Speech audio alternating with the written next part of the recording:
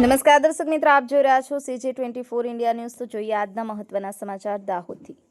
દાહોદ જિલ્લાના લીમખેડા તાલુકાના અગારા ગામમાં મનરેગા ના ચાલતા કામોમાં વ્યાપક પ્રમાણમાં મોટો ભ્રષ્ટાચાર જોવા મળ્યો છે।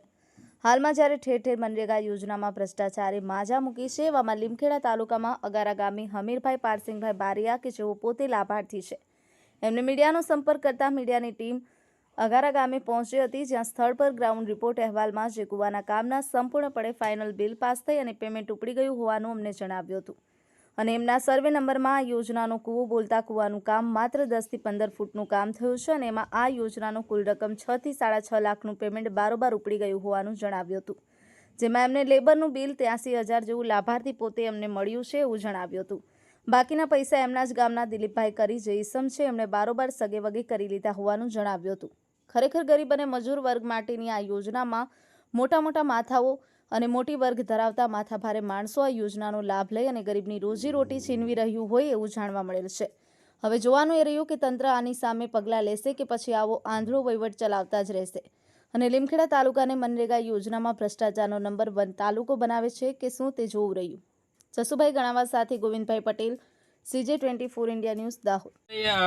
જે આ કૂવો બનાવ્યો છે એની ઊંડાઈ કેટલી કરવામાં આવી હતી? આમાં 15 ફૂટ જ છે, ખાલી 15 ફૂટ જ કરવામાં આવી છે અને આમાં કોઈ ચણતર બરતર કરવામાં આવ્યું કશું જ છે નથી આમાં। 15 ફૂટથી વધારે કઈ ઊંડો પહેલા કર્યો હતો? ના ખાલી 15 જ ફૂટ છે। 5 લાખની ગ્રાન્ટમાં 5 લાખથી ઉપરની ગ્રાન્ટમાં જો માત્ર ને માત્ર 10 થી 15 ફૂટ કૂવો બનતો હોય અને 5 લાખ ઉપર પેમેન્ટ ઉપડતો હોય તો શંકાનો વિષય એ છે કે ખરેખર પેમેન્ટ ક્યાં ગયું। એજન્સીઓ પણ આમાં સામેલ છે। એજન્સીઓના બિલ જો રજૂ કરવામાં આવ્યા હોય તો અહીંયા સ્થળ ઉપર કોઈ મટીરિયલ પણ પહોંચાડવામાં આવ્યું નથી તો આનું આગળ અને આ કૂવાના પૂરા પૈસા ઉપડી ગયા છે, તે પછી ના છૂટકે અમારે આગળ જવું પડશે। આ જે પેમેન્ટ તમે આગળ કામ કર્યું તો એ પૈસો તમારો હતો કે સરકાર દ્વારા મળ્યો હતો? પહેલાં અમારા પોતાના પૈસાથી અમે કર્યો હતો, પછી જે માસ્ટર ખરા ને એ જ મળ્યા હતા। કેટલા અંદાજે પૈસા વાપર્યા તમે? એમાં તો 1 લાખ જેવા। 1 લાખ જેવા? એમને આ ભાઈ છે એમની પાસેથી પણ આપણને જાણવા મળ્યું કે એમને પોતાના ઘરના 1 લાખ રૂપિયા કાઢ્યા છે અને એ પણ પોતાની પાસે ન હોય અને બીજા પાસેથી એ વ્યાજવા લાવીને અહીંયા કામ કરાયું હોય ને જે તે ખાતેદારને જો પેમેન્ટ ના મળે તો ખરેખર તપાસનો વિષય બને છે। અમે દાહોદ જિલ્લાના લીમખેડા તાલુકાના અગારા ગામે એક મનરેગા યોજના હેઠળ હાલ ચાલી રહેલા કામોમાં એક કૂવા માટેનું ગ્રામજનોની એક રજૂઆત હતી।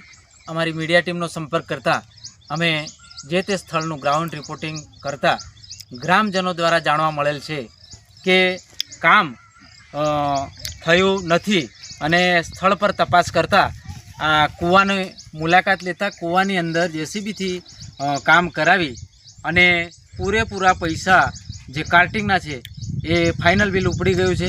જ્યારે લાભાર્થીને પૂછતા લાભાર્થી પાસેથી એવું જાણવા મળેલ છે કે માત્ર ને માત્ર લેબર ચાર્જ અમને 83,000નું બિલ મળ્યું છે, બાકીના પૈસા ક્યાં ગયા છે ખ્યાલ નથી। એ હકીકત જાણવા માટે આપણે ગ્રામજનો ઉપસ્થિત। દાહોદ જિલ્લાના લીમખેડા તાલુકામાં અગારા ગામે જે મનરેગા યોજના દ્વારા અવારનવાર ભ્રષ્ટાચારના સમાચારો આવી રહ્યા છે, ત્યારે અહીંયા અગારા ગામે પણ એક કૂવામાં ભ્રષ્ટાચાર થયો હોવાના આક્ષેપો ગ્રામજનો બતાવી રહ્યા છે। ત્યારે આપણે ગ્રામજન છે એમની પાસેથી આપણે જાણીએ કે એ પોતે ખાતેદાર છે, પોતે એમનો કૂવો છે અને એ બતાવી રહ્યા છે કૂવો કે અમારા કૂવામાં અહીંયા અમને માત્ર ને માત્ર અત્યાર સુધી 83,000 જ રૂપિયા મળ્યા છે, બાકીના પૈસા અમે ઘરેથી કાઢીને કૂવાનું કામ કર્યું છે। ત્યારે આપણે એમના ખાતેદારને આપણે પૂછીએ કે તમારું શું નામ છે? હમીરભાઈ પારસિંગભાઈ। આ કોના નામે કૂવો છે? હમીર પારસિંગના નામે। તો અત્યાર સુધી કેટલું બિલ મળ્યું તમને? 83,000 83,000। અને કોઈ સરકાર દ્વારા કોઈ રેતી, કપચી, સિમેન્ટ કંઈ આપ્યું હતું? ના, કશું નહીં આવ્યું। અને અહીંયા આ કામ જે કરાયું હતું એ શાના દ્વારા કરાયું હતું? મશીન દ્વારા? JCB આવ્યું? અહીંયા નાખ્યો હતો? ના, નથી નાખ્યો। રેતી નાખી હતી? કશું નહીં, કઈ આવ્યું જ નથી અહીં। કપચી? ના, કશું નથી એટલે રેતી, કપચી, સિમેન્ટ કઈ આવ્યું નથી? ના, કોઈ આવ્યું નથી। અમે ઘેરના પૈસાથી JCB લાવીને કામ કરાયું। ઘરના પૈસા? હા, ઘેરના પૈસા અમે વ્યાજમાં મેં તો કાઢલા 7,000 રૂપિયા। હા, અને મારા પગના સડા મેલી અને લાવી લી। બરાબર। હા, અને ઘેરના પૈસા આ કુવાના મળે તો કાઢવું એમ કાઢ પછી ઘેરથી આવેલા અમે વ્યાજવા રૂપિયા એવું અમે કરલું।